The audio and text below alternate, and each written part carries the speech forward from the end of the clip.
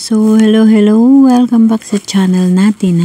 So, today, yung ating story is about sa nung panahon ng pumili si Jesus ng kanyang 12 apostles.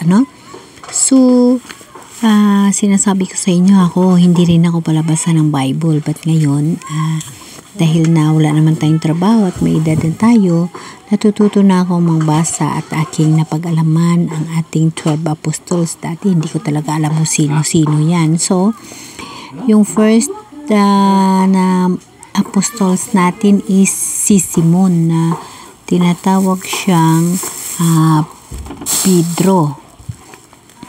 And then, si Andres, na kapatid ni Simon Pedro. And then, si Santiago, si Juan, si Felipe, si Bartolome, si Matthew, si Tomas, at si Santiago na anak ni Alfeo. So, dalawa ang Santiago, And then, si Simon, dalawa din ang Simon, ang makabayan. So, at then si Judas, dalawa din si Judas, si Judas na anak ni Santiago at si Judas na anak na Judas Iscariote, yung nagtaksil. So, itong 12 apostles, alamin natin kung ano ang kanilang mga buhay-buhay, para at least mayroon din tayong mga ideas. So, ngayon ko lang nalalaman ito na ganito pala silang 12, kagaya niyan, may dalawang Santiago, and then may dalawang Simon Pedro, and then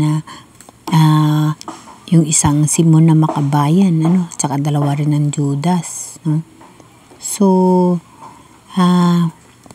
bali itong panahon na nagpili si Jesus ng 12 apostles. So, sa ganon din na panahon,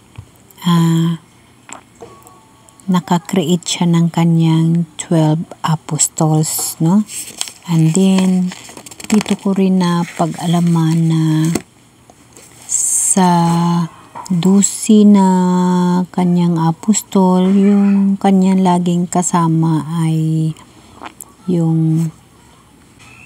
So, dito rin sa mga panahon na yun, na habang naglalakad yung mga apostles, dito nila na nakasama si Magdalena. Ito yung si Magdalena na ginamot ni Jesus dahil na pinasukan siya ng 7 bad spirit. And then si Wanang na asawa ni Kusa, katiwala ito siya ni Herodes.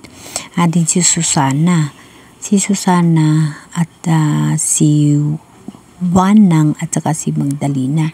So, tatlo sila, sumasama sila kay Jesus Christ, Si Susana, si Wanang na katiwala ni Herodes, yung kanilang mga ari-arian, itunulong nila sa grupo ni Jesus nung panahon, tinutulong nila sa mga pag-support, siyempre sa mga pangangailangan din, So, habang sila ay naglalakad, dito ko rin na kita yung isang himala na dati nasa kwento lang ng matatanda or sa simbahan ko maririnig, ngunit aking na ay nabasa.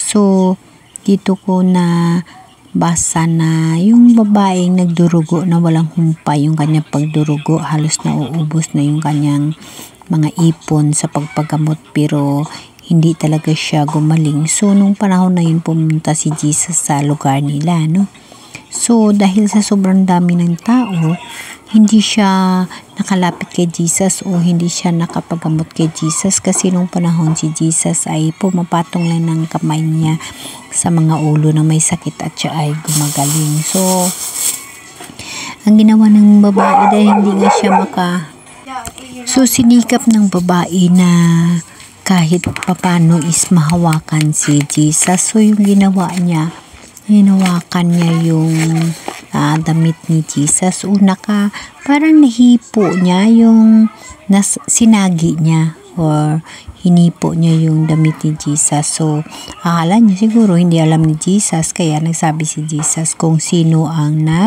hipo ng kanyang damit. So, walang sumagot, kaya sabi nga ni Pedro na sa daming tao, hindi na malalaman kung sino, pero sabi talaga ni Jesus, mayroon talagang naghipo sa kanyang damit. So, yung babae na yun na may sakit na walang humpay yung pagdurugo, yun, umiyak na siya. And then, nagyakap sa mga paa ni Jesus, iyak na siya ng iyak. Tapos, yun na nga, sabi niya na pinagaling siya ni Jesus. Pero sabi sa kanya ni Jesus, anak, pinagaling ka na iyong pananalig sa akin. No, siyempre, sa babae naman, mahipo niya lang si Jesus, igagaling na siya. So, talagang gumaling siya kasi alam naman ni Jesus yun na dahil sa pananalig ng babae, gagaling talaga siya sa totoong buhay, sa totoong story, totoo talaga na kahit hindi man natin nakikita o hindi man natin nahahawakan si Jesus, pag heart to heart talk tayong kakausapin siya, talagang nakakausap natin siya at talagang nararamdaman natin ang presensya ng kanyang Holy Spirit sa atin. Kasi ganon din ako. Once na gusto kong makausap ang mahal na Diyos, alam niyo ba na yung pag-iiyak ay yun ang pinakamagandang nararamdaman mo pag kinakausap mo yung Diyos, yung umiiyak ka, feel mo na talagang nandyan sa sayo, nararamdaman mo siya at talagang ginagabayan niya ikaw o talagang nararanasan mo na ang pag-iyak mo is hindi mapuputol, na naghumihikbi ka. Kasi parang yung sinasabing parang tatay siya na nagsusumbong ka, nagsasabi ka sa kanya na kung tutuusin, alam na alam niya kung ano ang nasa puso mo, ano nasa isip mo, kung anong problema mo, kung anong kailangan mo. Pero ikaw, dahil naniniwala ka sa kanya, talagang buong puso mo ipinagkaloob mo sa kanya o pinaniniwala mo na talaga na siya ay nasa sayo. Minsan yung paghihikbi, yung pag-iiyak mo na hindi mo mapigil-pigil, ibig sabihin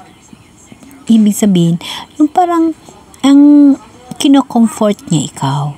Yung kumbaga, nandyan siya, kinakausap ka, kino-comfort ka. So, lahat ng mga ginagawa mo at lahat ng mga problema is talagang masusolve. Kasi, ganun talaga si Jesus. Kailangan mo, kung kinakailangan mo umiyak ka. So, ito yung nangyari dito sa babaeng ito, talagang pinagaling sa ni Jesus sa kanyang pananalig, diba? So, ganun tayo guys, na ang lahat ng mga nangyayari sa buhay natin, Diyos lang ang nakakaalam. Magtiwala tayo ng buong puso, iwanan natin ang lahat at harapin natin ang Diyos. So, bilang ako, ang aking panahon, ang aking oras sa ngayon, para na lamang sa Kanya. Amen?